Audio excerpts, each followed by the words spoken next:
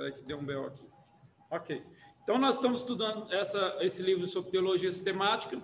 É um livro em que traz para nós esse entendimento de todos os ensinos e é um livro que faz com que nós entendamos sobre as principais doutrinas bíblicas e agora estamos falando sobre Deus. Então, voltando aqui, falamos sobre Deus, nós falamos sobre a... Está travando o computador aqui, só um minuto. Ok, vou ver se eu consigo. Ok, não. Achei. Então, a gente primeiro falamos sobre a existência de Deus, e aí precisamos da razão e da fé para chegar a uma revelação de Deus. E agora estamos falando sobre o mistério de sua identidade. Então, as Escrituras definem Deus como Ele é. Então, a gente temos as Escrituras que vai mostrar para nós. Então, Deus é um ser incognoscível, no sentido que não pode ser conhecido, compreendido apenas pela razão humana. Então, a gente tem um grande dilema aí sobre a revelação de Deus. Então, Deus também é transcendente, está acima de todas as coisas, é eterno em relação ao tempo, finito, é infinito em relação ao espaço. Então, veio aí duas palavras já, transcendente, está acima de todas as coisas, transcendem todas as coisas, entende? E aí temos a palavra eterno, e aí temos a palavra eterna que define tempo infinitivo, ele está na eternidade. A gente vai ver mais para frente. A sua alta revelação descrita nas Escrituras é algo que a gente baseia a nossa fé. Qualquer argumento, outra especulação, como eu já disse. Então, as Escrituras definem assim: Deus é essencialmente espírito, com personalidade, autoexistente, eterno, infinito, onipresente, onipotente, onisciente. Então, a gente vai ver algumas desses atributos aí presente nesse lugar. Eu queria que você lesse aí as Institutas de Watson, é muito importante aí esse texto que está no livro, entende? Se você tem um livro, e aí você pode compreender neste livro. Então, as definições não esgotam o argumento a respeito de Deus, antes apresentam forma de compreensão da sua pessoa. Ou seja, muitas coisas que tem na Bíblia falando sobre Deus. Então, o primeiro passo nós estamos estudando sobre Deus. O mistério de sua origem. Então, como Deus surgiu? Então, a primeira coisa que a gente tinha era quem é Deus? E agora temos uma outra pergunta: como Deus surgiu? De onde apareceu? Essa é uma questão que incomoda muitas pessoas que estudam sobre Deus. Então, para responder satisfatoriamente, temos de recorrer à revelação divina. Vamos recorrer à palavra de Deus. Então, queria até uma citação de Gruden, né? Que diz assim em sua teologia: define a eternidade de Deus da seguinte maneira: Deus não tem princípio nem fim, nem sucessão de momentos no seu próprio ser. Ele percebe todo o tempo com igual realismo. Ele, porém, percebe os acontecimentos no tempo e age no tempo. Olha só, uma frase bem distinta, mas é uma frase muito boa que fala sobre Deus. Então, Deus é o único ser que tem alta existência. Então, ele é o único ser que tem a autoexistência, e por meio dele, todos os outros seres passaram a existirem. 2 Pedro 3,8, para o Senhor um dia como 1000 anos, e 1000 anos como um dia, mostrando a sua eternidade. Deus é um ser de natureza diversa da sua criação. Enquanto vivemos sobre a sucessão do tempo, Deus é eterno e autoexistente. Enquanto estamos vivendo o tempo, Deus ele é eterno e autoexistente. Então, temos já dois atributos de Deus. Então, em Deus encontramos a razão de toda a existência, porque ele constitui nessa razão. Então, encontramos em Deus. Você pode ler os demais textos bíblicos e entender. Deus é um ser de natureza diversa de sua criação. Quando vivemos sobre a sucessão do tempo, Deus é eterno, portanto, autoexistente. E aí temos outro sobre o mistério da sua pessoa. Outra curiosidade que o ser humano tem a respeito de Deus é de saber como ele é. Como ele é. As Escrituras são muito claras em afirmar que Deus nunca foi visto por ninguém. E aí temos aquele evento de Moisés, que Moisés insiste, e Deus diz para ele em Êxodo 33, não poderá ver a minha face, porquanto homem nenhum verá a minha face. Ou seja, passa a ser uma sombra aí considerada as costas de Deus, ali naquele lugar, na pessoa, ali onde que Moisés estava esperando. Então, esse cuidado de Deus é no sentido da sua grandeza, da sua infinitude e santidade, que nós humanos, seres humanos, não podemos ter isso e receber isso tão forte que é. Para você ter um exemplo, Moisés, quando ele vai ao monte, ele desce, quando ele desce, a glória de Deus transparece tanto ao seu rosto que as pessoas estavam ficando cegas, ou seja, os seus olhos estavam ficando embaçados ali do que dizia a palavra ali. Por quê? Porque brilhava o rosto de Moisés, e só de estar ali naquele lugar, no monte ali, recebendo as mensagens de Deus. Agora imagina o próprio Deus, senão estaria bem complicado para um ser humano como nós. O cuidado de Jeová mostrar a sua grandeza. Aí Deus se revela de alguns modos para a gente entender. Esse modo é chamado de revelação antropomórfica. A gente vai ver mais para frente algo mais detalhado. O que é a revelação antropomórfica? Antropos, homem, morfê, forma, é a atribuição da qualidade ou ações humanas a Deus. Ou seja, a Bíblia ela dá qualidades nossas para tentar explicar um pouco a ação de Deus. Entende? Nada tão definido, porque é difícil definir como Deus age, como as coisas agem. Temos aí o braço de Deus, Deuteronômio 33, 27, Deus é eterno, por baixo dos seus braços eternos, pés de Deus, as mãos de Deus, ouvidos de Deus. Então, é para facilitar a nossa compreensão de quem é Deus. Não significa que ele tem um corpo físico. Deus é espírito e não possui estrutura física. O próprio Jesus disse em João 4:24. Então, você pode estar lendo esse texto e vendo lá sobre o que Jesus disse. Mas essa é uma realidade que nós tentamos aprender sobre Deus, sobre a mão, o ouvido, sobre quem é Deus. É verdade que pouco sabemos, página 23, sobre tudo que Deus é, mas não é verdade que não possamos conhecê-lo adequadamente, ok? Então, essa ideia de que você não pode conhecer Deus, ela não é verdade, ok? Não dá para a gente conhecer Ele na sua totalidade. A Bíblia declara que fomos feitos à imagem e semelhança de Deus. Então, Deus afirma que há uma correspondência entre a sua criação, que somos nós, seres humanos, e também com Ele. E aí vemos que são características que nós temos a partir do padrão divino.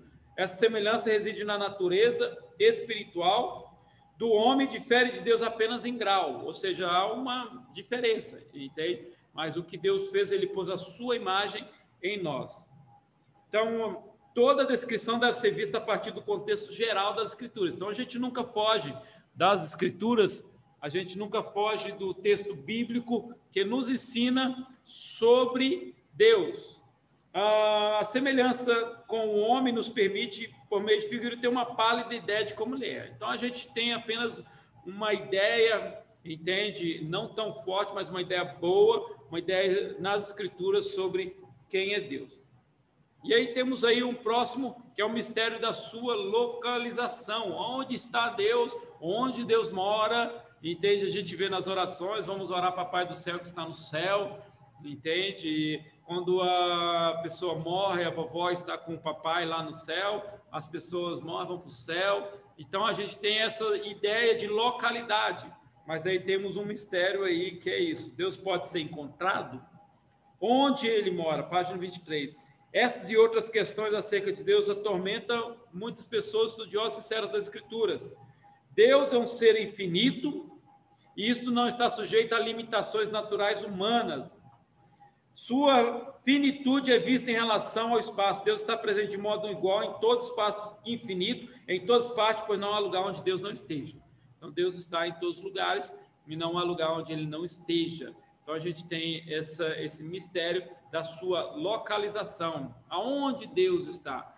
Então, a infinidade dele nos leva. Por isso, podemos afirmar que Deus está no céu, mas não só no céu. Ele está na terra, mas não só na terra. Então, é um mistério da sua localização, mas é a sua onipresença, entende? Onde ele se manifesta de uma maneira que só ele tem esse tributo. Dessa maneira, Deus não pode ser contido por nenhum espaço, visto que ele é maior que tudo. Ou seja, então ele não é reservado a um lugar somente. A gente tem essa ideia de que ele está no céu, nos céus, mas ele não é reservado só a um lugar. Ele está em todos os lugares por causa que ele é Deus.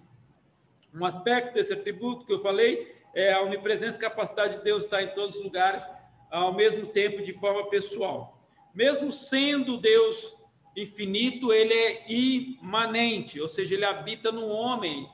Esse é algo interessante, por quê? Porque a própria Bíblia diz que ele habita em nós, ele sustenta todas as coisas pela grandeza do seu poder, e o próprio Cristo diz que se nós obedecemos os mandamentos do Senhor, ele vai habitar em nós. Isso é um mistério tão grande que Deus habita em nós, de uma maneira em que ele está, a sua presença é real em nós. Foi através de Jesus Cristo que nós tivemos isso, que foi a ponte, João 3,16, de que chegamos a ter Deus conosco. Aí temos aí, então, o próximo, as provas da Escritura acerca da existência de Deus. Então, temos aí, o homem jamais poderia conhecer a Deus pessoalmente, a não ser por meio de uma revelação. Então, uma revelação revelou, ok, e trouxe para nós o conceito na página 24. E essa revelação é a Bíblia, pelo meio do qual Deus falou de si ao ser humano. Olhai para mim, sereis salvos, todos os termos da terra, porque eu sou Deus e não há outros. Isaías 45:22. Então, aí mostra aí a maneira que Deus está comunicando com o ser humano, uma comunicação progressiva, eu digo até mais pedagógica. O ser humano foi desenvolvendo, e aí, ao desenvolver, Deus foi falando da maneira que o ser humano estava desenvolvendo. Então, nós vemos que desenvolvemos muito na ciência, desenvolvemos muito na arquitetura, nos estudos, na geografia, desenvolvemos muito em todos os outros fatores da vida, e aí Deus também trouxe uma maneira que o ser humano fosse o entendendo através desse desenvolvimento. A comunicação mais direta de Deus com o ser humano foi por intermédio de Jesus Cristo, seu Filho. Então, a Bíblia, no Novo Testamento, é bem claro em relação a esse desenvolvimento, a essa maneira que Deus ele comunica com o ser humano através de Jesus Cristo, seu Filho, quando ele encarnou aqui na Terra e ele se apresentou como uma imagem, como uma perfeição, como Deus. Ele disse a Filipe, quem me vê, vê a Deus. Então, você vê como forte é. E aí temos os argumentos das Escrituras, e temos também argumentos filosóficos, ou seja, há uma maneira de você conversar com seus amigos, com a sua família, com pessoas que não é cristã, que também através da filosofia, uma maneira mais assim, não encaixada totalmente dentro da Bíblia, mas é bíblica, entende? Uma maneira que você consegue olhar ao seu redor e dizer, Deus existe, olha isso, olha aquilo, entende? É uma maneira de dialogar. Então, temos esses argumentos filosóficos que provam a existência de Deus. Mesmo tendo a Escritura como maior prova de existência, página 25, de Deus, existem grupos que não aceitam como documento de provas lógicas, a Bíblia, irracionais. Então, recorremos a essas provas filosóficas, e o teólogo Tomás de Aquino, ele é um que criou esses 5 argumentos teológicos, filosóficos, e ele era na época, ele foi uma pessoa que estudou muito, pesquisou muito, escreveu bastante coisa, e ele foi um filósofo oficial da igreja na época católica. Então, ele escreveu esses termos, aqui está resumido, mas isso aqui são livros, são 3, 4 livros de muitas páginas, mas é só um resumo. Então, temos aí o argumento cosmológico. A ordem do cosmos pede um criador, ou seja, você olha para tudo, existe alguém por trás disso. Um relógio ele não surge sozinho, entende? Então, pressupõe uma mente inteligente que tenha planejado e criado tudo, entende? Até mesmo uma pessoa aqui tem um exemplo de Isaac Newton, né? Que a pessoa falou, Deus não existe, não sei o que e tal. Ele falou assim, eu vou mostrar que Deus existe, não sei o que. E um dia ele criou uma máquina, entende? Aqui fala que ele criou algo muito grande. E aí ele pôs lá e a pessoa chegou e falou assim, uau, olha isso, quem criou isso? Ele disse, não, surgiu do nada. Ele, não, isso aí alguém criou, entende? Não, surgiu do nada, não, alguém criou. Ele foi, ali mesmo ele bateu e mostrou como é que surge Deus, porque existe uma criação de todas as coisas.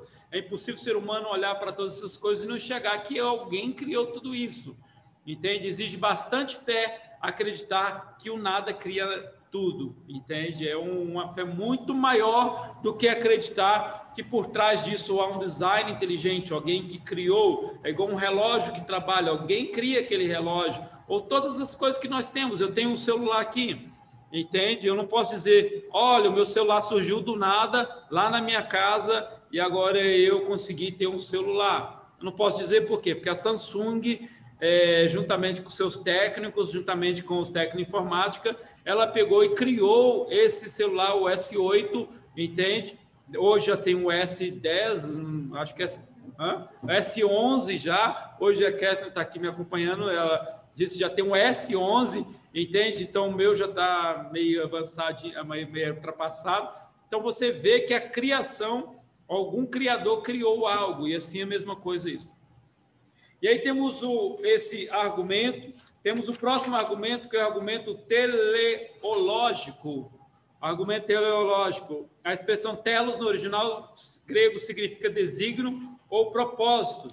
Ou seja, todas as coisas, página 26, existentes na natureza demonstram um propósito, uma finalidade na sua existência. Ou seja, tudo tem, você vê todas as coisas, desde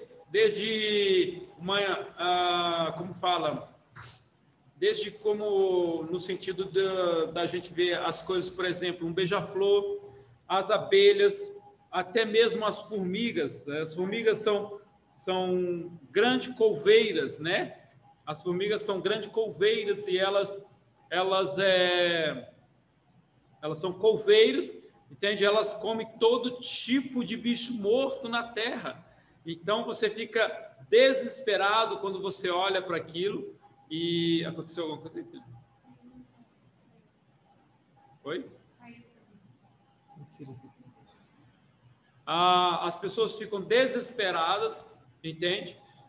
Quando vê baratas, mas na realidade barata é um bicho que morre, as formigas vão lá e comem elas. Então formiga é um bicho mais nojento ainda, porque são bichos que são insetos couveiros. Então você vê que aquela formiga, ela teve um desígnio, ela teve um propósito, e assim temos todos os bichos. Temos os animais marinhos, tem os animais, tem as frutas, tem a árvore, o oxigênio que respiramos, entende? Como que Deus é maravilhoso nisso. Então, esse é o argumento teleológico. Aí temos outro argumento, o argumento antropológico.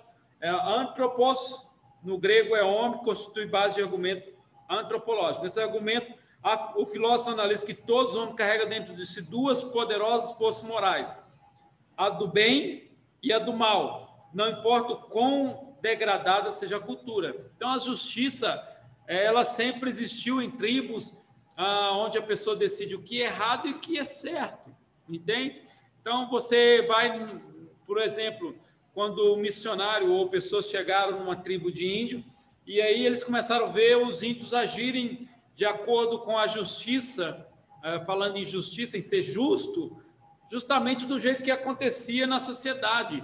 E era uma tribo de índio, assim, virgem, nunca tinha ido ninguém lá, ninguém sabe como que eles surgiram, se eles surgiram há milhares de anos atrás, ninguém sabe como que eles surgiram. Mas por que essa ação deles? Porque é o argumento em que dentro deles há como fala, esse argumento de que dentro do homem há o bem e o mal, argumento antropológico. Temos o argumento histórico. Então, no argumento antropológico ainda, quem é que ensinou o homem o errado e o certo? Você vê uma criança agindo, quem ensina ela? Ela sabe que é errado e ela fica olhando para a mãe e para o pai, quem ensina ela a agir assim? E aí temos o argumento histórico, porque no antropológico, logicamente, vai ligar a Deus, e o histórico. A história prova que os acontecimentos não se sucedem cegamente. Há um consenso de que alguém que é soberano dirige o destino da história. Então, a gente presta atenção, você alimenta aquilo e você percebe, entende, que Deus está por trás da história, desde a União Soviética, desde muitas coisas atrás.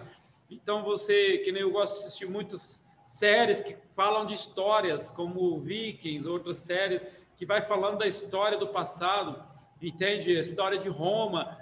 Você vai vendo como que Deus vai direcionando isso, como que Deus vai ligando essas coisas. Então, temos esse aí.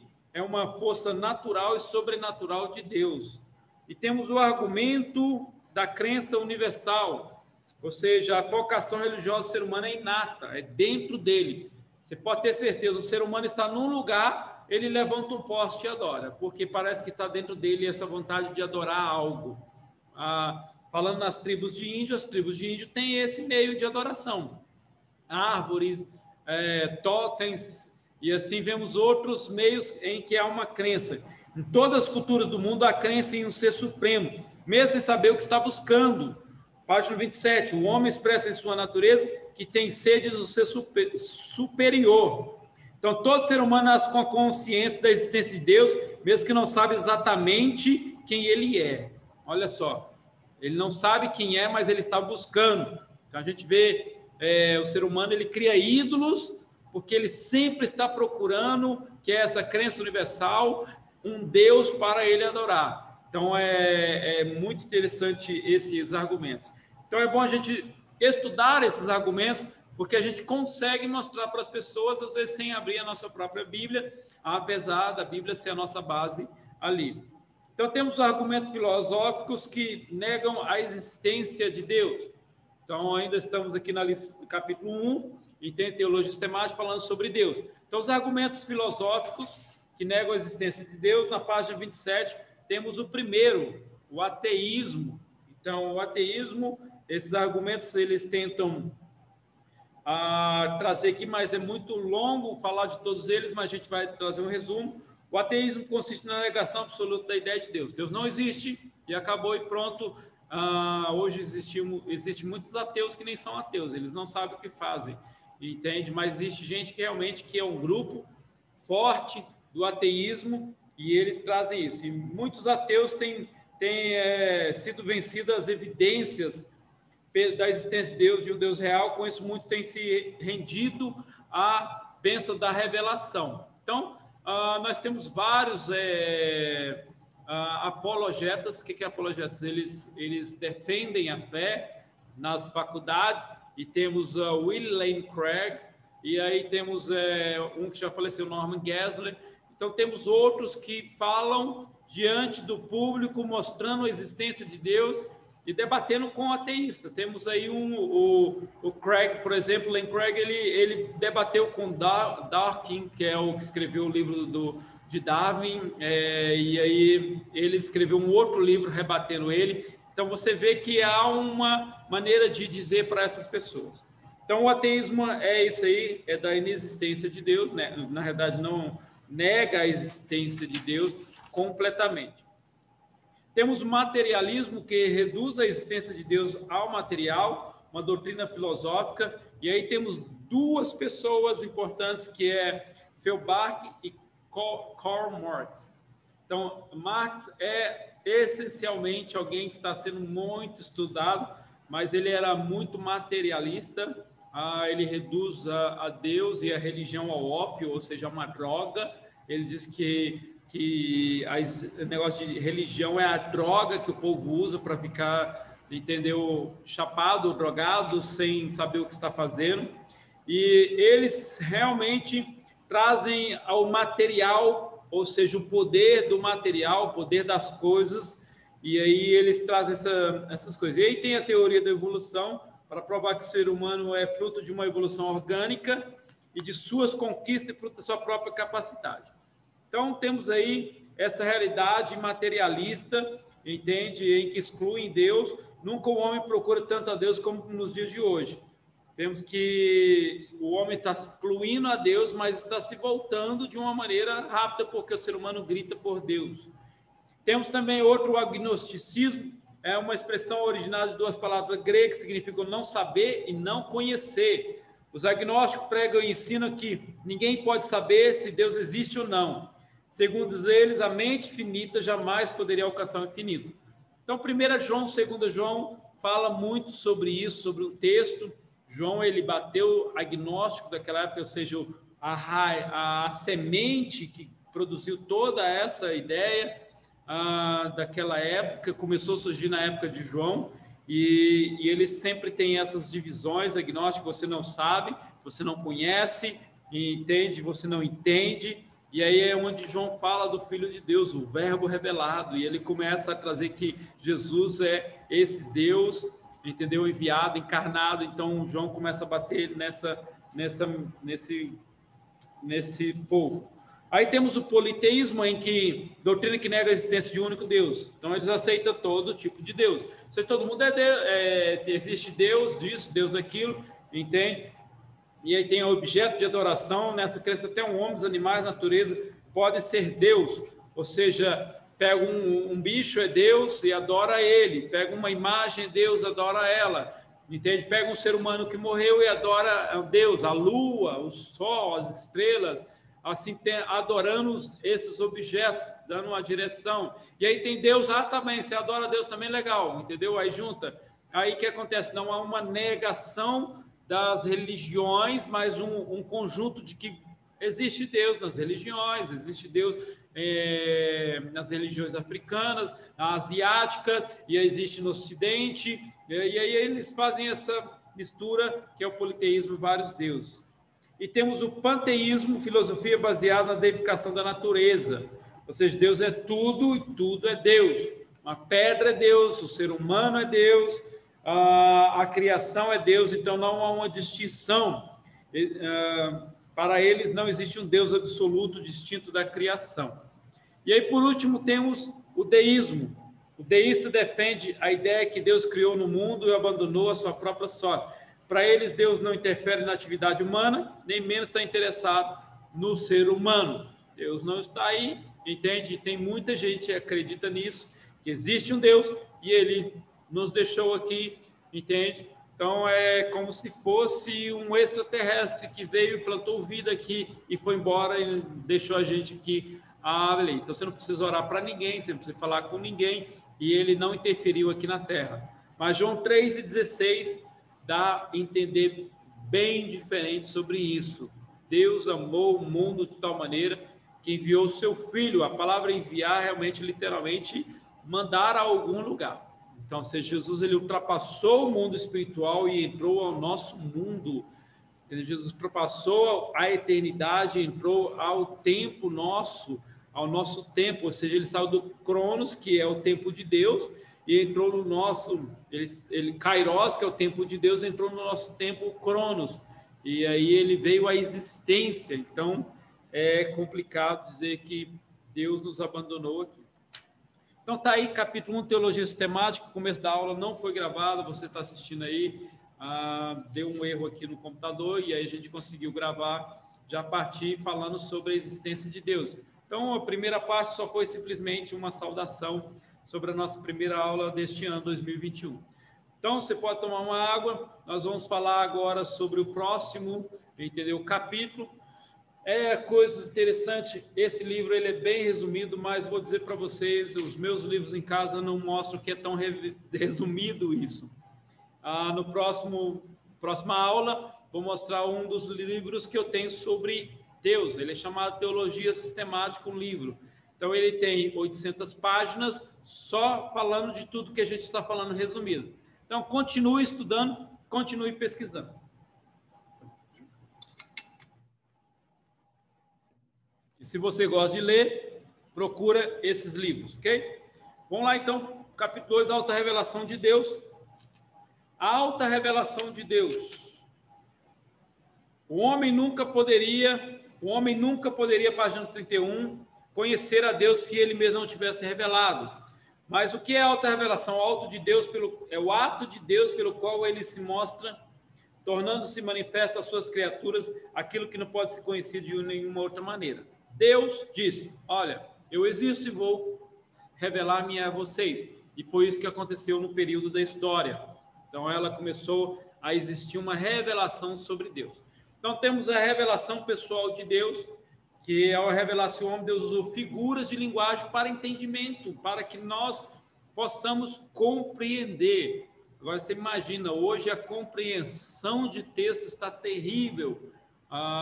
Parece uma coisa absurda, não sei se faz por burrice ou se faz porque não sabem mesmo trazer interpretação, entende? Hoje uma pessoa escreve uma coisa, as pessoas perguntam embaixo o que ele está escrevendo sobre. Então, é uma coisa absurda para quem acompanha. Muitas vezes você vê pessoas formadas em jornalismo, a pessoa acabou de explicar, a pessoa entra e faz uma pergunta absurda sobre aquela explicação que acabou de explicar o que é aquilo.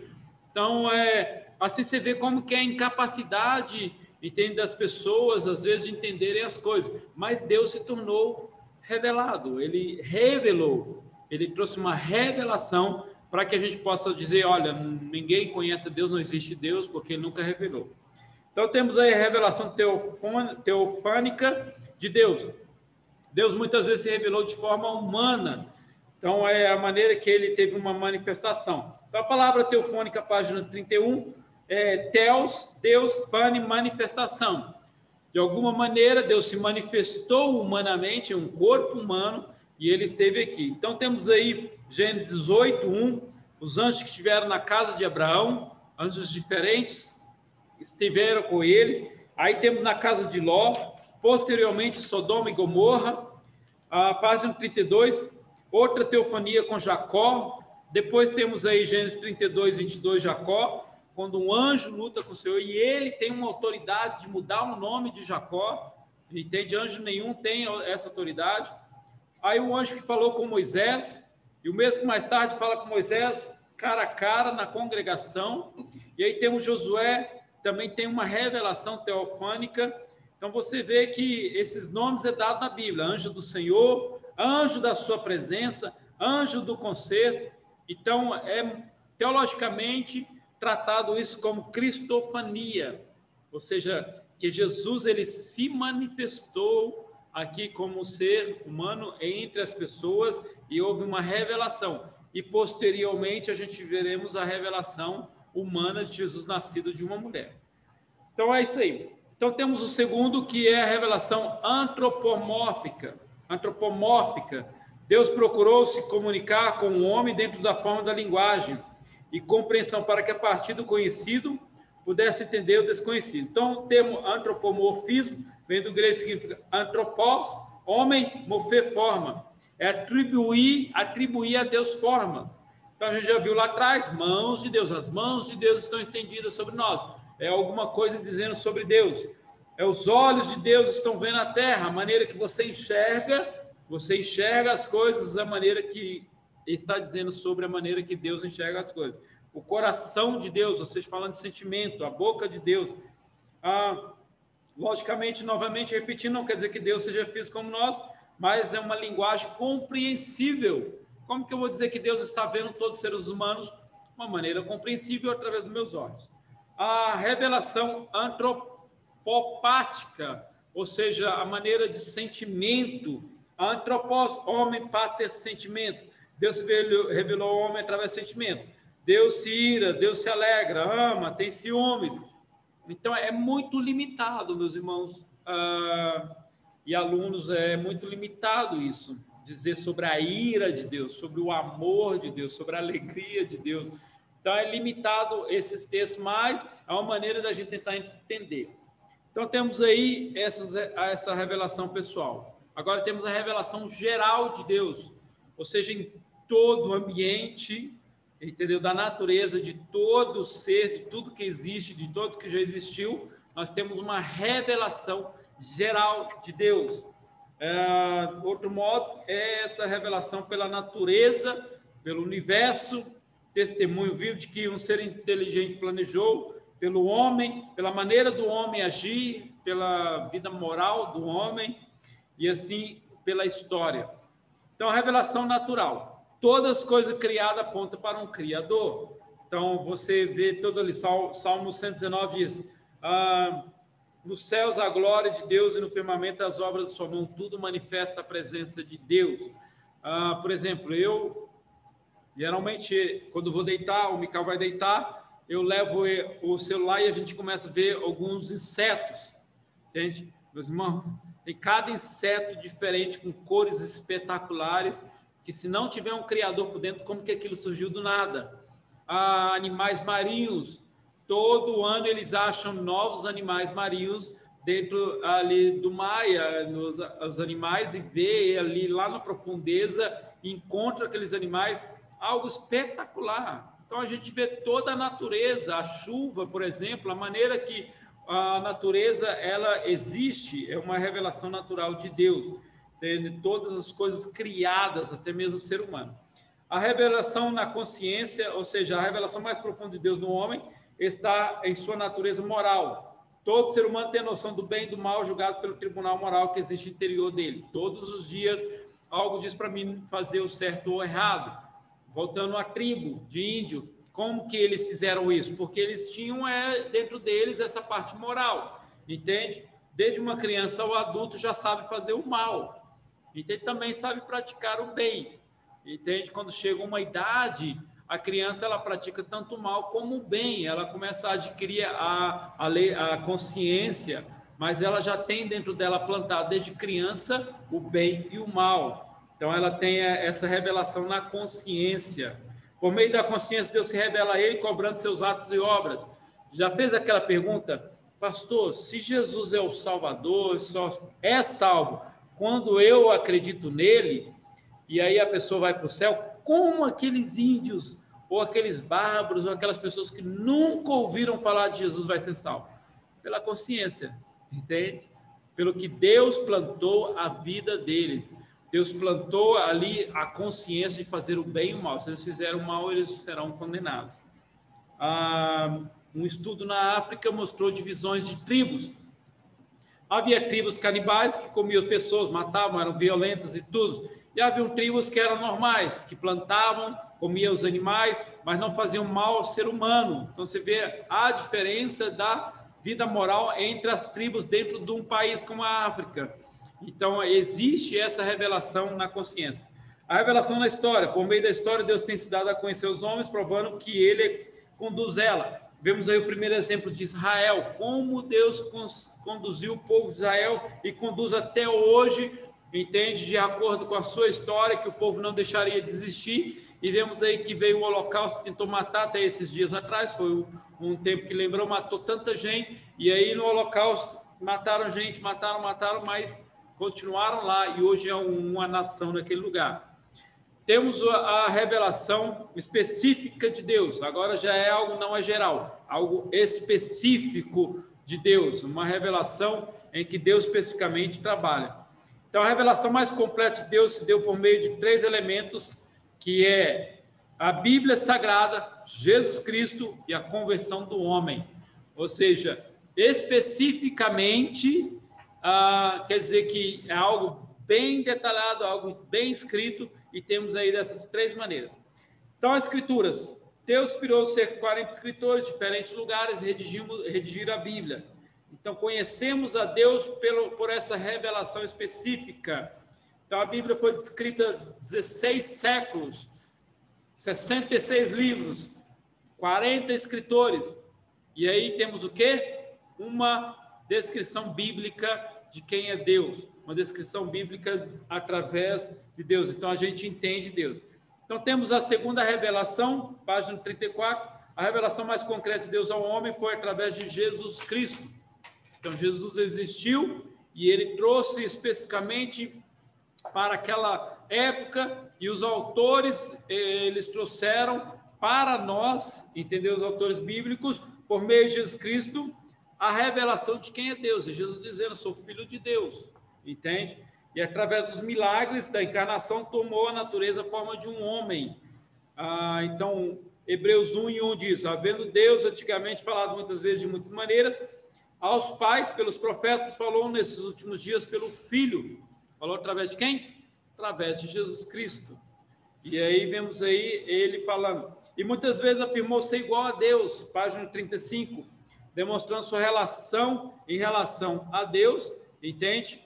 E mostrando ele que era Deus, e mostrando que ele era Deus em carne, representando o próprio Deus, ou seja, Deus na terra. Temos essa experiência também, essa revelação. E temos aí a experiência pessoal, é a forma mais direta e objetiva do homem conhecer a Deus. Ou seja, Jesus, ele falando com Nicodemos, João 3, e ali em diante, ele mostra ali como a experiência, o nascer de novo. O homem ele tem um novo encontro com Deus, o momento em que o homem é aprofundado em Deus. Então, a experiência pessoal se dá no momento em que o homem crê que Deus existe, que ele é galardoador daqueles que o buscam. Ou seja, a experiência que eu tenho com Deus hoje, entende? Essa revelação, essa experiência pessoal é muito forte. Isso faz com que eu mantenha a minha fé em busca de quem Ele é. Mantenha a minha fé em busca demais revelações que tem para mim. Entende? De uma maneira, eu sinto Ele. Eu sinto Ele no ambiente, eu sinto Ele no meu coração, eu sinto Ele falando comigo. Eu tenho essa revelação em que está comigo e pessoal, e cada um pode ter essa revelação se ela se dar ao encontro de Cristo, se ela se entregar e pelo Espírito Santo que habita em nós. Então, temos essa revelação específica, entende? Das Escrituras, por meio de Jesus Cristo, e a experiência pessoal, que é a forma mais direta e objetiva de conhecê-los. Ok? Estamos aí, junto aí, estudando, assunto muito bom, mas bem resumido. Então, temos aí agora o 2 e 4 da página 35, a revelação da natureza de Deus. Então, temos agora os atributos naturais e essenciais de Deus, ou seja, Deus tem os seus atributos e Ele nos revela, é revelado. A natureza de Deus é identificada com mais frequência por aqueles atributos que não podem ser compartilhados com o ser humano. Então, temos alguns atributos que a Bíblia nos ensina, biblicamente, sobre Deus. Atributos essenciais ou naturais. Os essenciais ou naturais são encontrados apenas em Deus, atributos exclusivos de Deus, ou seja, Deus tem esses atributos, ninguém mais. Deus, a gente fala Pai, Filho, Espírito Santo, ok? Pai, Filho e Espírito Santo, a Trindade. Deus é cognoscível, ou seja, Deus é uma pessoa real, mas de natureza tão infinita que não se pode compreendê-lo plenamente pelo conhecimento humano, nem tão pouco satisfatoriamente descrevê-lo em linguagem humana. Então, a gente descreve o máximo que a gente pode. Mas ele, por outro lado, através da igreja cristã, a gente mostra que ele pode ser conhecido, ou seja, a gente pode conhecer, entende? Então, tem uma música que diz, ninguém entende a Deus, desde o ateu, não sei mais o que. Sim, a gente compreende Deus, sim. A Bíblia e a fé cristã faz com que a gente tenha uma capacidade, mesmo que ela seja mínima, de saber quem Deus é, de saber o que Ele gosta, como a maneira que Ele age, qual que é o jeito dele, o poder dele, os atributos poderosos dele, etc. Então, a gente tem esse conhecimento, apesar de sermos capacitados, ele nos mostrou. É como, por exemplo, você vai no Facebook ou na rede social, Instagram, e aí você conhece a pessoa te chama para seguir. Aí você vê que ela é prima de fulano de tal, que você nunca ouviu falar, mas você sabe que é prima. Aí você vê que aquela pessoa lá falou, eu e meu primo, aí tem uma foto dela e o primo dela. Aí você conhece o primo dela, entende? O primo dela é seu vizinho, entende? Mas você conheceu aquela pessoa porque hoje a rede social, ela te dá a capacidade de você ver a foto da pessoa. E aí você tem a foto da pessoa, e aí de repente você vê que a pessoa coloca lá que gosta de pizza. Você olha, ela gosta de pizza, porque você está seguindo ela nas redes sociais. Aí de repente você vê que a pessoa gosta vamos dizer assim, ela gosta do São Paulo, ou ela gosta do Corinthians, ou ela gosta do Palmeiras, ou ela gosta de outro time, ou ela gosta do Atlético Mineiro, ou ela gosta do Real Madrid, seja lá o que for, ou ela não gosta de futebol. Você começa a conhecer a pessoa sem antes mesmo ter um encontro com ela. Então você vê como que é a realidade do que Deus fez com a gente, entende? Do conhecimento que Ele trouxe para nós em tudo isso. E aí temos que Deus é finito, infinito, ok? Infinitude é a perfeição de Deus, pelo qual é isento de toda e qualquer limitação. Então não há limitação em relação a isso. Ele é infinito em sua perfeição, possui ausência de toda limitação, página 36, e defeito em relação ao tempo eterno, eternidade. Em relação ao espaço, Deus é imenso, imensidade, ou seja, ele transcende as limitações temporais. Ele é a perfeição do ser divino, a qual transcende todas as limitações espaciais, faz presente em todos os pontos do espaço com todo o ser. Ou seja, então, Deus é infinito. Deus é autoexistente, Deus tem em si mesmo a base da sua existência. Então, a Bíblia chama de Deus eterno, aquele que não tem princípio nem fim, Apocalipse 1:8, Alfa e Ômega, aquele que é da eternidade em eternidade, 1 Crônica 29:10. Então, a autoexistência dele. Deus é onipotente, Deus tem todo o poder e controle de todo o universo. Guarda isso. É absoluto, supremo e soberano. Nada foge do controle de Deus. Ele é poderoso para fazer qualquer coisa. Entende? Sua natureza, algo contrário à sua natureza, ele não pode fazer. Mentir, pecar, mudar, etc. Então, são absurdos nossos que não estão em Deus. Deus é onipresente. A gente já falou um pouco lá atrás. Tem a capacidade de estar em todos os lugares ao mesmo tempo e de forma pessoal. Ou seja, eu sinto Deus aqui e ele está aqui e ele está na China. Ou está nos céus. Entende? E ele está em todos os lugares. Se o homem está na Lua, Deus está lá. Se o homem for para Marte, Deus está lá. Com certeza Deus vai estar lá. Ele está em todos os lugares. Entende? E aí tem alguns textos bíblicos que você pode ver. E também Deus, ele está perto ou está longe. É um texto bíblico bem apoiado sobre isso. Deus é onisciente. Onisciência é a perfeição de Deus, pelo qual ele de maneira inteiramente única conhece a si e todas as coisas possíveis e reais, um só ato eterno e simples. Ou seja, a onisciência de Deus, ele conhece tudo, tudo sobre você e sobre todos os demais 7 bilhões de pessoas no mundo, tudo sobre tudo, ok? Deus é um ser maravilhoso, a sua onisciência sabe de todas as coisas. Os atributos, aí temos esses atributos. Agora temos os atributos relacionais ou de compartilhamento.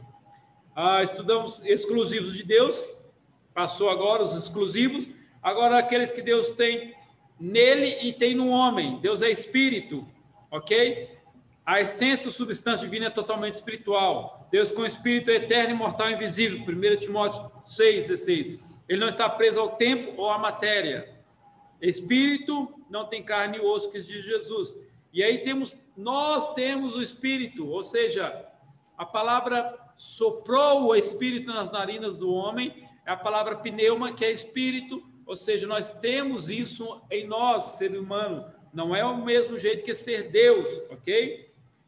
Qualquer atribuição de Deus com pé, mão é antropomórfica, ou seja, forma de atribuir Deus característica humana. Esse facilita a comunicação, mas não quer dizer que Deus tem corpo humano.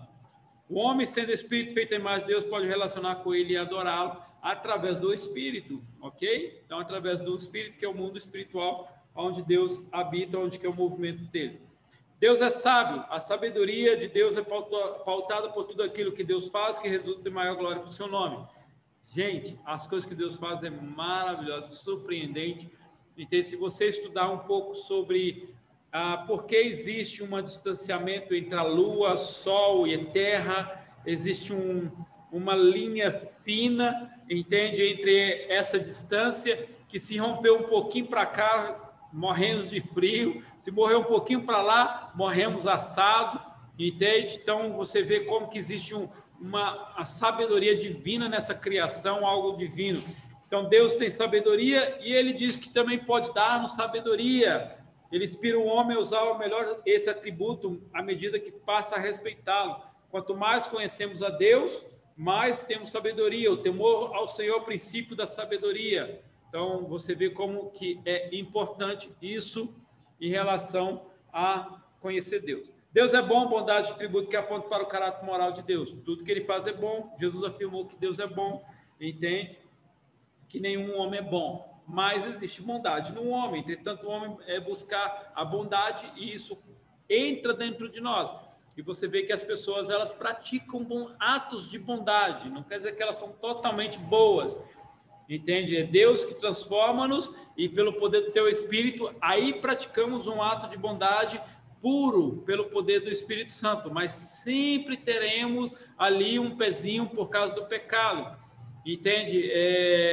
Por exemplo, um casal que adotou uma menina na África que estava jogada na sarjeta. Esse ato virou um ato de esplendor. As redes sociais, na época, na minha época de rede social, então, na televisão, passou na televisão, passou no rádio, passou na revista e não sei o quê. Mais ou menos uns 4, 5 anos atrás, esse pai que adotou ela e esse casal, junto, o pai e a mãe, abusava dessa menina. Então, você vê que um ato de bondade, ele se desviou porque o ser humano não consegue ser o que Deus é em totalidade, que é bondade. Mas, pelo poder do Espírito Santo, conseguimos fazer isso sem abusar de uma criança no futuro. Deus é amor. O amor de Deus é revelado na sua capacidade de doar, entregar-se ao homem sem levar em conta seus pecados. Você vê como que Deus ama. A Bíblia deixa claro que ele amou, 1 João 4:8. Então, vemos aí. Deus é santo. A santidade é a separação de tudo que é impuro, é a pureza absoluta de um ser que não peca, ou seja, não há impureza em Deus. É isso que há em nós, entende? Você, às vezes, acontece algumas coisas e você age pela carne, e aí fica com raiva, com ódio, vontade de matar, vontade disso, vontade daquilo, vontade de desistir da vida, seja lá o que for, entende? Ser humano. Não há em Deus isso, porque essa impureza ainda não há. E nós estamos sendo transformados, santificados, entende? Para estarmos um dia totalmente livres de pecado. Deus é glorioso, a glória implica em honra, reconhecimento, majestade. Deus é chamado de o Rei da Glória. Um ser que está acima de todos os seres deve ser reconhecido pelo que é. Então, nosso destino é ser glorificado como Deus foi glorificado através do Espírito Santo quando Jesus voltar. Então, Deus nos chama para ser santo, quer transformar no santo e seremos glorificados também. Deus é perfeito, Deus não tem falta de nada precisa. Ele é perfeito em todos os seus atributos. Em tudo o que faz, ao homem Deus é colocado como a medida da perfeição absoluta. Quanto mais um homem se espelha num Deus perfeitamente absoluto, mais ele tem motivado a buscar uma vida espiritual, página 38, longe de toda degradação do pecado. Então, Deus é perfeito. Quanto mais perto de Deus, mais vontade de buscar mais perfeição a gente vai vendo. A gente vê pureza, ok? Isso é se transformar em perfeito. Você vê a pessoa agindo de uma maneira pura. Você fica assim olhando para ela e fala, uau, como que essa pessoa chegou a isso? Ok? Então, temos aí os atributos relacionais de Deus e vamos partir para um gole d'água e temos o Deus Trino. Vamos falar agora sobre esse Deus Trino. Não é três deuses, mas é um Deus só, porque Deus é tudo que nós estudamos no capítulo 2 e 1, entende? E aí tudo se baseia em três pessoas, Pai, Filho e Espírito Santo.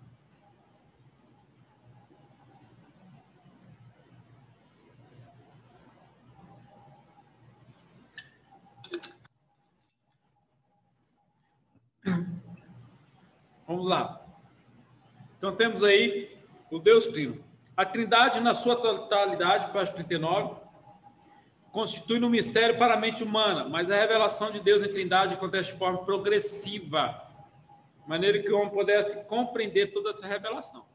Então, não chegou lá em Gênesis, Deus disse, olha, eu sou o Pai, o Filho e o Espírito Santo, somos três, porque não dava naquela época. Então, foi uma maneira progressiva até chegar na época que o ser humano estava em progressão, a sociedade estava em progressão, em desenvolvimento científico, biológico, tecnológico, na escrita e demais coisas. Então, temos aí o primeiro, a revelação da Trindade. O mistério mais profundo da revelação de Deus está na Trindade. Então, é as três pessoas que vamos falar, e ao longo da história, manteve essa perfeição. Então, a revelação do Deus Pai, a revelação da Trindade encontrada nas Escrituras no Antigo Testamento. Contudo, os judeus não compreenderam essa revelação de todas as pessoas de uma vez só. Porque, se Deus tivesse sido revelado, página 40, em Trindade, os judeus assimilariam a ideia de triteísta, de três deuses, e comprometeriam a revelação. Então, a ideia de Deus era mostrar um Deus único, por quê? Porque naquela época a sociedade tinha muitos deuses, e continuou com muitos deuses até chegar nos gregos, apesar que aí na Grécia, e um pouco antes da Grécia, já se estudava sobre um ser soberano. Os egípcios mesmo diziam que havia um ser soberano, um Deus sobre os deuses. Então, é uma coisa que foi desenvolvendo ao pouco dentro da sociedade e também no contexto de Israel. Deus quis mostrar que ele é um único Deus, e quando chega lá na frente, Deus se manifesta em 3 pessoas, mostrando que ele realmente é 3 pessoas, Pai, Filho e Espírito Santo. Então, ele mostra como Deus único. Então, a teologia que os judeus desenvolveram é um único Deus, monoteísmo, ainda não era completa. E aí foi quando Deus, o próprio Deus, apresentou o Messias. Então, você vê, olha, Deus existe e ele diz, eu vou enviar um que é poderoso, um que é isso, um que é aquilo, e Deus mostrando uma característica quase uma característica acima do ser humano. Se você estudar o Antigo Testamento, você vai ver que o Messias realmente era alguém poderoso. E aí Deus trouxe essa revelação de uma maneira que ligasse ao seu Filho Jesus Cristo, que é a próxima revelação. O mundo foi preparado para a chegada do Messias. Deus preparou o mundo para a chegada do Messias. Durante anos, o povo judeu foi ensinado, educado por meio da Escritura Sagrada a respeito da vinda do Messias. Então, foi ensinado sobre Jesus, e aí foi mostrando, apesar que a ideia era um líder político que ia tirar Israel, que Israel ia governar o mundo inteiro, e essas ideias foram criadas por eles, não por Deus, porque Deus sempre mostrava que as nações se renderiam de uma maneira diferente. No início do seu ministério, o povo recebeu a mensagem de Jesus com certa euforia. Por quê? Porque o povo judeu sempre esperava um Messias, e era profunda, era vibrante e direita. E aí, quando Jesus começa a identificar que o Messias parece com Deus, aí entra um grande problema, entendeu? Não era uma tarefa fácil, porque os judeus eram monoteístas. E aí, o Messias, filho de Deus, era algo totalmente novo para os judeus. Apesar da profecia sobre a Virgem, apesar de várias profecias se cumprirem em Jesus. Então, Jesus não apenas reivindicou ser o Messias de Israel, como também a segunda pessoa da deidade.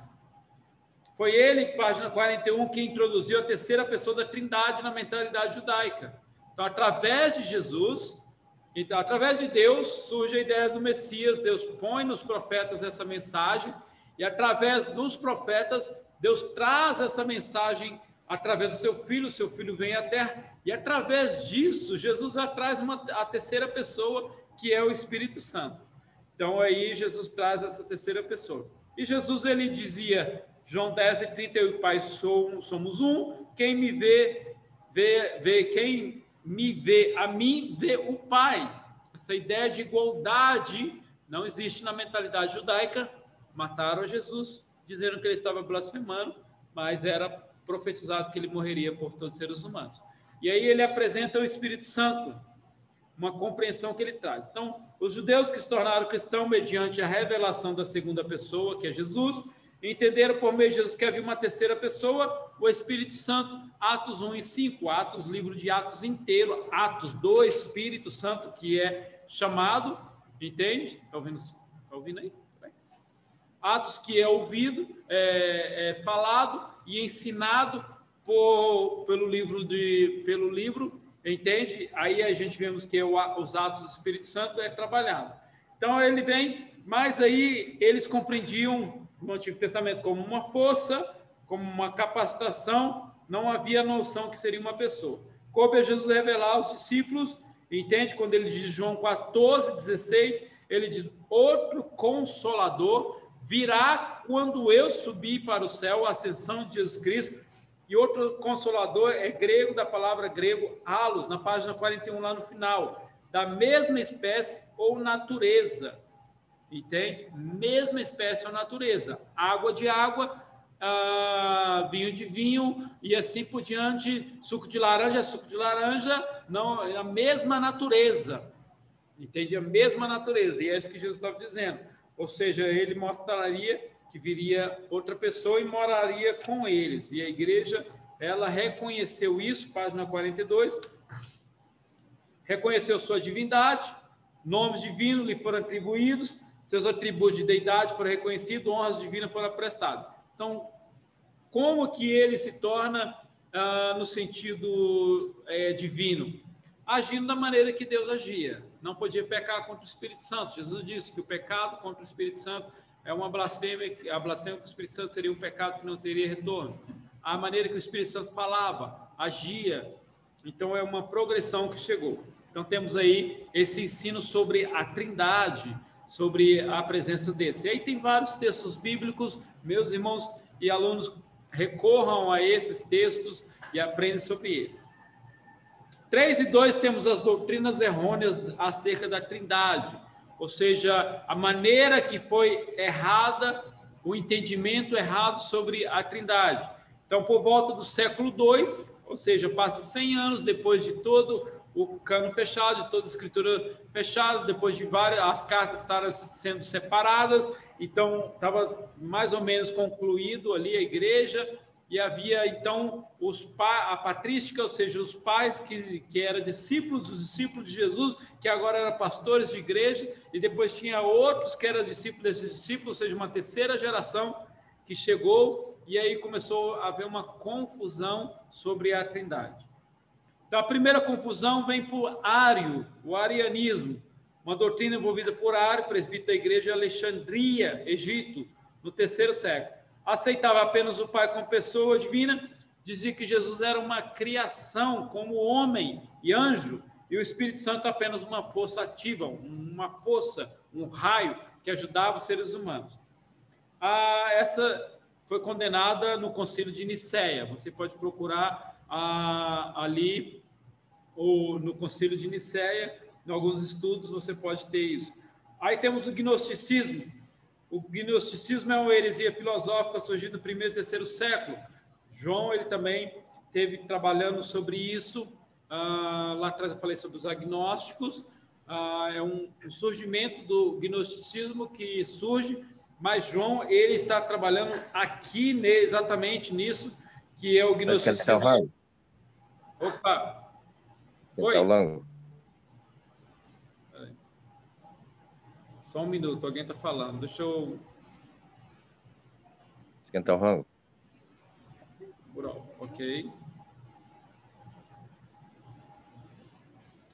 Ok, já baixei o volume de todo da pessoa. Tá.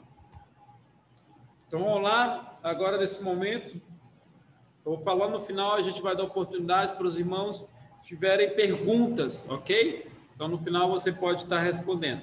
Então, vamos lá. Então, o gnosticismo é uma heresia, então, que acreditava que Deus era um ser tão perfeito como jamais poderia ter contato com ele. Então, alegava que Jesus e o Espírito Santo eram espíritos angélicos que emanavam da divindade maior. Então, é uma parte que João também refuta sobre isso, e esse foi combatido no 1º século pelos apóstolos mesmo, da época, entende? João é um dos que bate muito sobre o gnosticismo. Monarquianismo modalista é desenvolvido no seio da igreja do século II, ou seja, apenas o monarca divino que governava o mundo, e ele se revelou aos homens de 3 modos, como Deus, depois como Deus Filho, finalmente como Deus Espírito Santo. Ou seja, é a maneira que eles disseram que a progressão da manifestação é um Deus só, mas que é a mesma pessoa encarnada na mesma pessoa. Ou seja, quando Deus se manifestou na criação, era ele sozinho. Quando ele veio no Filho, era o único Deus sozinho ali, era uma única pessoa, não existia outra pessoa além daquela época do Filho. Quando o Espírito Santo veio, era uma única pessoa. É um erro que foi condenado pela igreja primitiva, mas sobrevive até hoje esse entendimento. Unitaristas, elaboram a doutrina do 3º século, rejeitam a doutrina da Trindade. Ensinavam que havia 3 pessoas na Trindade, não haviam 3 pessoas, mas uma única pessoa, não é mais manifestações, uma única pessoa. Então, a mesma pessoa era o Pai, a mesma pessoa era o Filho, e a mesma pessoa era o Espírito Santo. Uma única pessoa. Eles criam desta maneira, e aí acreditavam que era uma única pessoa. Então, tinha essa ideia. E temos os triteístas, que é sobre a Trindade, ensinava que era constituído de 3 deuses. Esse não é bíblico, pois não remete ao politeísmo, no qual aparecem 3 deuses. Então, triteístas era 3 deuses, 3 seres fortes, deuses, entende? Então, também temos essa existência. Então, a defesa da doutrina da Trindade. Historicamente, a igreja formulou a doutrina da Trindade em razão da grande debate. 3 pessoas distintas, Pai, Filho e Espírito Santo, manifestam nas Escrituras. ouve Israel, o Senhor nosso Deus é o único Deus, o único Deus. E aí eles começam essa evidência bíblica, onde Deus se manifesta, entende? Onde Deus ele se manifesta, onde é ensinado sobre a presença de Deus, sobre quem Deus é. E aí começa essas evidências bíblicas ensinando para haver uma defesa da Trindade. Então temos vários, somente os pais históricos, temos vários que fizeram essa diferença, que lutaram e ensinaram sobre nós. E aí temos os credos, os mais antigos, principalmente de Nicéia, defendendo a Trindade e sobre o papel de cada um. Então temos aí, primeiro texto, Gênesis 1:26, façamos o homem à nossa imagem e semelhança. Ou seja, temos aí a criação do homem à imagem de Deus, mas temos aí a palavra façamos, ok? Façamos quer dizer plural, a palavra no plural, e aí foi mantido na Bíblia hebraica, uma coisa muito interessante, foi mantido essa palavra plural. Outras distinções são anjos do Senhor, na Bíblia, dizendo pessoas diferentes, entende? Jacó diz, tenho visto Deus face a face, quando houve a manifestação teofânica, ou cristofônica, de Jesus ali, ou como diz alguns historiadores, mas aquela maneira que Deus se manifesta. A outra ocasião, o Messias continua ainda primeira pessoa de Deus, entende? Quando há uma maneira de Deus, ali tem uns salmos ali, quando o seu Senhor sentou ao lado do seu Senhor, quando Jesus falando sobre Davi, e temos aí o texto bíblico dizendo sobre isso. Isaías 48:16, 61, o Messias se identifica com Deus e o Espírito Santo. Ou seja, há uma identificação muito grande. Como que isso vai acontecer? A mente deles estava em progressão do profeta. E como aconteceria isso? Isso aconteceu de uma maneira em que foi chegando Jesus e dando essa explicação. Então, temos essa manifestação dizendo que o Messias seria diferente, que seria igual a Deus. Então, são evidências do Antigo Testamento. Evidências no Novo Testamento. João começa, principalmente João, fala muito sobre a Trindade. O princípio era o Verbo estava com Deus, o Verbo era Deus. Bem forte esse texto, entende? 3 vezes ele diz isso, transmite a Deus, transmite essa ideia, que o Verbo aparece 3 vezes nesse versículo. O Verbo estava com Deus, o Verbo era Deus, o Logos, a existência, a palavra pós revela relacionamento face a face, ou seja, estava com Deus, estava andando com Deus. Então, essa é algo perfeito sobre a evidência bíblica. João continua a revelar-nos que o Verbo entrou na história, ou seja, o Verbo estava com Deus, de repente entrou na história de uma maneira sobrenatural. Tudo quanto pode dizer a respeito de Deus Pai, página 44, também pode ser dito através do Filho. Em Cristo habita corporalmente toda a plenitude da divindade, Colossenses, capítulo 2 e 9. Jesus reivindicava plena divindade para o Espírito Santo. Eu rogarei ao Pai que lhe dará outro Consolador, para que fique convosco. Ou seja, o próprio Jesus fazendo essa ligação agora entre ele, o Pai e o Espírito Santo. Página 45. O Salmo 104, 30 revela o Espírito Santo como Criador. Envia o teu Espírito, são criados, assim renovas a face da terra. Você vê que os atributos de Deus de atuar são dados também ao Filho e ao Espírito Santo, porque na unidade, sendo Deus, eles criaram todas as coisas. O exemplo de Deus, o Espírito Santo possui o atributo da deidade. Então, temos aí o exemplo de Deus. Ele tem conhecimento de todas as coisas, constantemente, o Espírito Santo ele tem conhecimento de todas as coisas, ele tem constantemente na sua natureza a verdade, o autor da vida. Então, esse é um trabalho do Espírito Santo, em que ele atua como se fosse a maneira das coisas de Deus. E o fato da fé cristã envolver a aceitação de Deus como Salvador e Senhor significa que a Trindade logo achou um lugar nos credos da igreja, como a confissão de fé em Deus, em Jesus Cristo, seu único Filho, e no Espírito Santo. Ou seja, encontrou na nossa fé cristã a Trindade. Na doutrina desenvolvida pela igreja, a unidade de Deus é salvaguardada mediante a existência de que há uma só essência ou substância de Deus. Ou seja, o Pai, o Filho e o Espírito Santo têm a mesma essência, os mesmos atributos, onisciência, onipresença, onipotência e os demais atributos que são dados somente a Deus. Muitos filósofos teólogos importantes consideram a doutrina da Trindade exacerbadamente importante. É importante você estudar sobre essa doutrina como cristão, entende? E aí temos algumas atividades que levaram a essa revelação concreta de quem é a Trindade. Então, uma dessas atividades é as três pessoas da deidade sempre trabalham em unidade, sendo atribuídas autorias de grandes realização da criação. Então, o capítulo 3, 4 e 1, a criação. A Bíblia revela que as três pessoas que compõem a Trindade Santa não se separaram em nenhum momento. Tudo o que foi criado, mesmo a redenção do homem, é atribuído às três pessoas divinas. Nada foi separado. Então, podemos ver aí em todos os textos bíblicos ligando toda a criação à Trindade. E a objeção que pode ser levantada, afinal de contas, quem fez o universo? Deus Pai, Deus Filho e Deus Espírito Santo. Então, aí temos uma explicação bem factual sobre tudo que acontece pelo teólogo Miller J. Erickson, você pode estar vendo.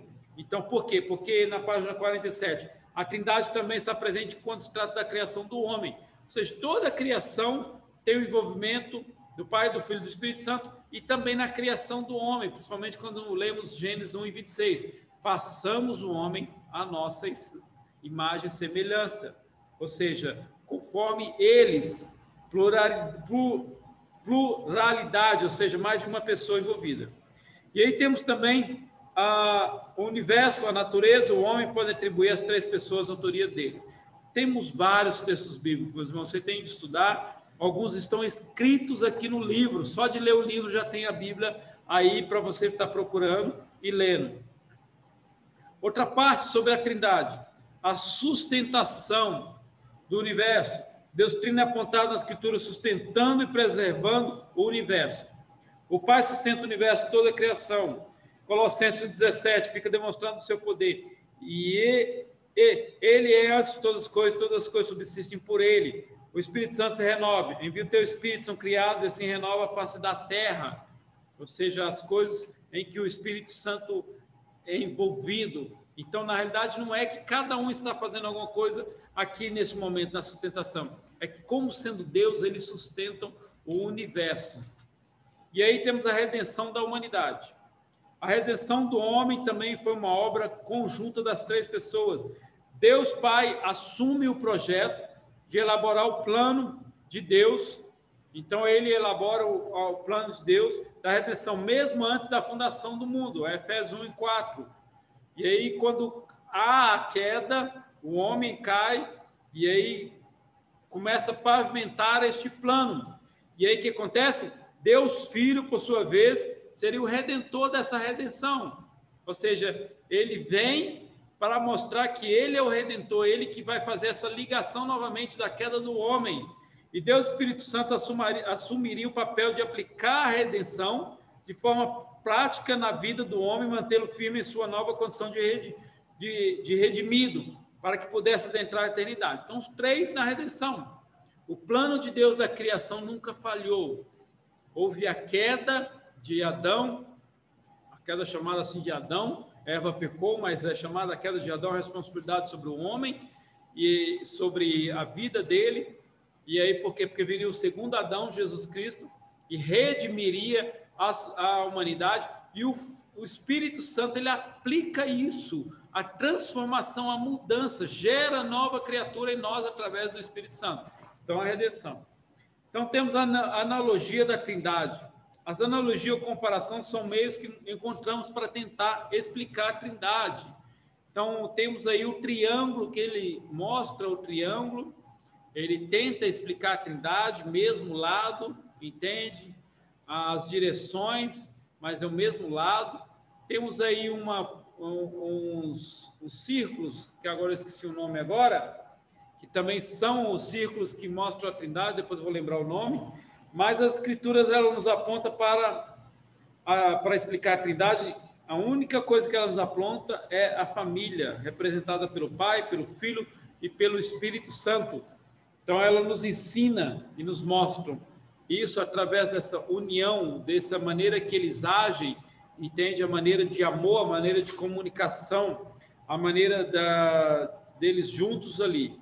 E aí temos também uma coisa importante, que é a Trindade na vida devocional. Então, todos nós seguimos o padrão do que é estabelecido pelo Senhor Jesus para relacionar com a Trindade. Então, a gente vê aí algumas coisas. Tudo é ser feito no nome de Jesus. A gente ora para Deus Pai, entende? A gente ora para Deus Pai. E o Espírito Santo, com a intercessão do Espírito Santo. Há uma unidade quando você faz o devocional. Você ora para Deus Pai, entendeu? No nome de Jesus, através do que é gerado pelo Espírito Santo, uma intercessão. Então, muitos cristãos em sua vida devocional acaba caindo em alguma forma de triteísmo, sempre homenageando, homenageando três deuses. E aí, receio de desagradar um. E aí, ora o nome do Pai, ora o nome do Pai, e fala com o Pai, depois ora o nome de Jesus, e faz toda a oração em nome de Jesus, faz a oração para Jesus, aí faz a oração só para o Pai, aí faz a oração só para o Espírito Santo, e aí temos aí alguns, principalmente o meio católico criou essa divisão muito grande por causa da idolatria mesmo, porque já existem outros ídolos dentro do meio católico romano, entende? Mas não devíamos ter esse problema, entende? E não há uma necessidade. Se você vai orar a Deus Pai, você vai orar a Deus Pai. Foi o que Jesus disse: ore a Deus Pai em meu nome. E o Espírito Santo que ajuda. Não haverá com esse problema na nossa adoração. Adoramos a Jesus, adoramos a Deus, adoramos ao Espírito Santo, adoramos a Deus em um todo, que é as três pessoas. Amém? Vamos parar por aqui. E aí a gente fala um pouco na próxima lição, para não ficar meio desgastante. Tá tudo bem por aí? Vamos para a nossa mensagem aqui. Ok? Tá tudo bem? Tá dando para compreender? Ok? Podemos, então... Tem alguma pergunta, irmãos? Tem alguma pergunta, alguma sugestão? Como vocês estão aí? Querem dizer alguma coisa? Podemos terminar com uma oração? Vanilton? Com Max? Podemos? Amém? Então, é denso, tento explicando, mas são poucas páginas para tanta coisa. Então, a gente vai... Oi? Pouco tempo, tá bom? Mas a gente vai, então, fazer o seguinte, a gente vai fazendo da maneira que dá. Então, aconselho vocês a fazer o quê? A buscar mais outros recursos, ok? Sim, tem uma mão levantada. Não? Vamos ver se nosso chat tem alguma coisa. Nosso chat não tem nada. Então, tá bom, então. Então, vamos terminar com uma oração. Amém? Vai lá, Max. Tira aí o microfone e termina com a oração, Max. Consegue aí ou você está... Estou ajudando a cuidar da neném aqui, mas vamos orar. Pai babão, tá babando a menina toda. Pode ir, tá. Vamos orar. Maravilhoso Deus, te agradecemos, ó Pai, por mais esta oportunidade de estarmos na tua presença, Senhor, reunidos com os teus servos, aprendendo mais da tua palavra, Senhor. Te agradeço pela vida do pastor Marcos, professor, que tem nos ensinado, Deus, com tanta graça e sabedoria da parte do Senhor. Em nome de Jesus é que pedimos a ti, ó Pai. Te agradecemos. Amém. Deus abençoe. Lição 4, na próxima a gente vai falando e vamos aí. Amém? Muito obrigado, meus irmãos. Até a próxima. Deus abençoe. Até.